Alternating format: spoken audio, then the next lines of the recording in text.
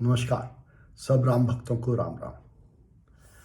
आज राम, लक्ष्मण और सीता ऋषि वाल्मीकि के आश्रम में हैं और वाल्मीकि जी ने उनको पिछले अंकों में ज्ञान योग, भक्ति योग, कर्म योग और नवधा भक्ति का उपदेश दिया और ये भी बताया कि कैसे इंद्रियों पर, मन पर, बुद्धि पर, अहंकार पर संयम करना चाहिए। इतना सब उपदेश देने के बाद वाल्मीकि जी कहते हैं राम से,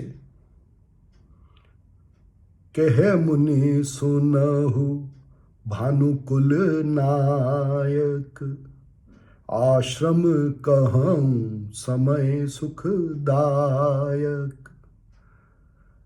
कहते हैं कि सारा उपदेश मैंने आपको दिया कि कैसे मनुष्यों के हृदय में रहें, चित्त में रहें, क्या क्या गुण होने चाहिए उनमें जब आप उनके चित्त में रहते हैं। पर इस समय वनवास में राम, तुम्हारे लिए क्या समय अनुकूल है, कहाँ तुम्हें निवास करना चाहिए, ये मैं अब आपको बताता हूं। फिर कहते हैं, चित्रकूट गिरि करहु निवासु। मतलब चित्रकूट में निवास कीजिए। ये चित्रकूट क्या है, राम को बता रहे हैं और राम को चित्रकूट में निवास करने का आदेश दे रहे हैं। चित्रकूट दो शब्दों से बना है, एक चित्त और एक कूट। चित्त और कूट मिलके संधि होके बन गया चित्रकूट। चित्त मनुष्य के अंदर स्थित हृदय, चित्त, और कूट जो छुपा हुआ है, जैसे कूटनीति, छुपी हुई नीति। तो चित्त मनुष्य में छुपा हुआ है, उसमें निवास कीजिए। वो चित्रकूट कैसा है, इसके बारे में कहते हैं, चित्रकूट जनु अचल अहेरी, चुकाए न घात मार मुठ भेरी। कहते हैं कि ये चित्रकूट या ये चित्त जो छुपा हुआ है, वो एक अचल अहेरी की तरह है। अहेरी माने शिकारी। तो चित्रकूट एक अचल शिकारी की तरह है, जो कि मन से, बुद्धि से या अहंकार से हिलता नहीं है, डरता नहीं है, अचल है, अपनी जगह पर खड़ा हुआ है। और उसका काम क्या है? उसका काम है जो भी कलयुग के दोष हैं, जो भी कल के बारे में सोचने से आने वाले दोष हैं, उनको खत्म कर देना, उनको देख के सामने से खत्म कर देना। तो अगर आप अपने चित्त में स्थित हैं, अचल हैं, अपने मन, बुद्धि और अहंकार के द्वारा नहीं फुसलाए जा सकते, तो जो भी कल के बारे में सोच विचार करने से दोष उत्पन्न होते हैं मन में, ये चित्त उनको देख के खत्म कर देता है। कैसे करता है, इसके बारे में कहते हैं वाल्मीकि जी, नदी पुनीत पुराण बखानी, अत्रि प्रिया निज तप बल आनी, सुरसरी धार नाउ मंदाकिनी, जो सब पातक पोतक डाकिनी। चित्त में स्थित होके कैसे सारे कल के दोष खत्म होते हैं, उसका कारण है कि चित्त में सुरों की सरिता, गंगा जी की एक धार है जिसका नाम है मंदाकिनी। सुर की सरिता है, इसका नाम मंदाकिनी है।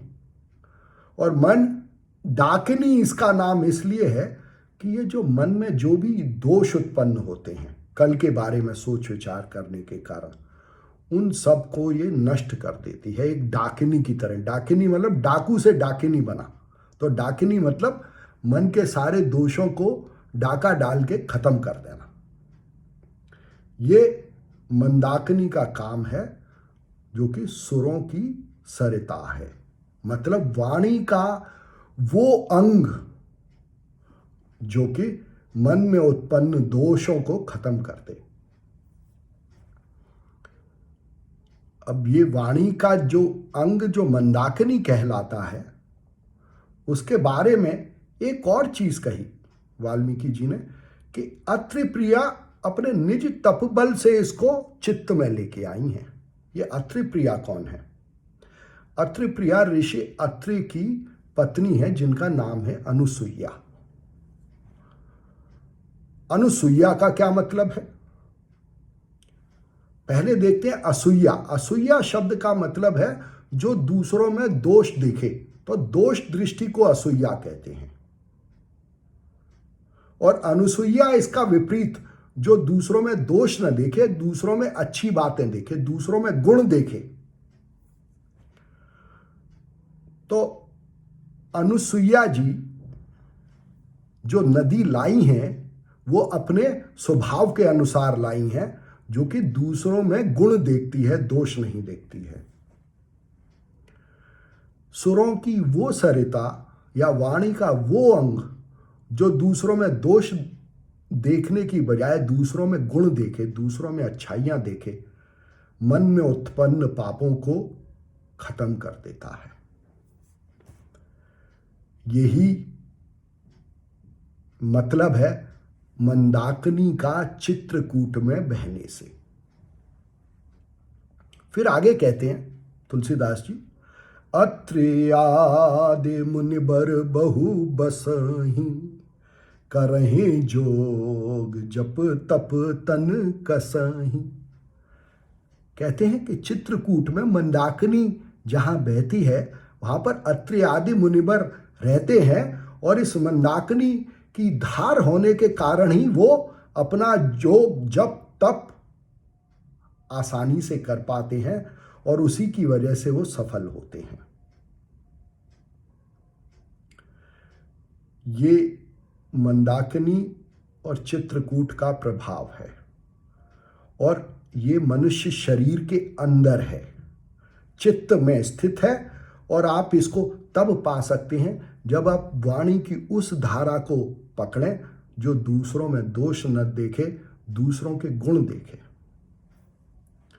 और जब आप गुण देखते हैं दूसरों में, तो क्या होता है, इसको तुलसीदास जी एक लाइन में कहते हैं, राम हे केवल प्रेम प्यारा, जाने ले जो जाननिहार। कहते हैं कि जब चित्त में मंदाकिनी या वाणी की ये धारा बहती है जो दोषों के बजाय गुण को देखती है, तो प्रेम उत्पन्न होता है। और राम को प्रेम ही प्रिय है, या आप ये कहें कि जब आप प्रेम करते हैं तब आपके चित्त में राम बसते हैं, और तब आपको राम की अनुभूति होती है। ये जानना बहुत जरूरी है। यही तुलसीदास जी कह रहे हैं वाल्मीकि जी के जरिए। यहां वाल्मीकि गीता समाप्त होती है, पर अगर आप ध्यान से देखें तो पाएंगे कि वाल्मीकि जी ने हर जगह राम को किस जगह रहें, किस घर में रहें, ये बतलाया है। और वाल्मीकि जी ने रामायण की रचना की। रामायण का मतलब राम और अयन, अयन घर को कहते हैं। तो राम का घर, रामायण का ये मतलब है। राम का कैसा घर? जो वाल्मीकि जी ने बतलाया। कहाँ पर? चित्त में। तो जब आपके चित्त में मंदाकिनी हो तो वहाँ राम निवास करते हैं, और उनके चरित्र को या उस शरीर को या उस शरीर में जो मनुष्य के क्रियाकलाप हैं उसी को रामायण कहा जाता है। धन्यवाद।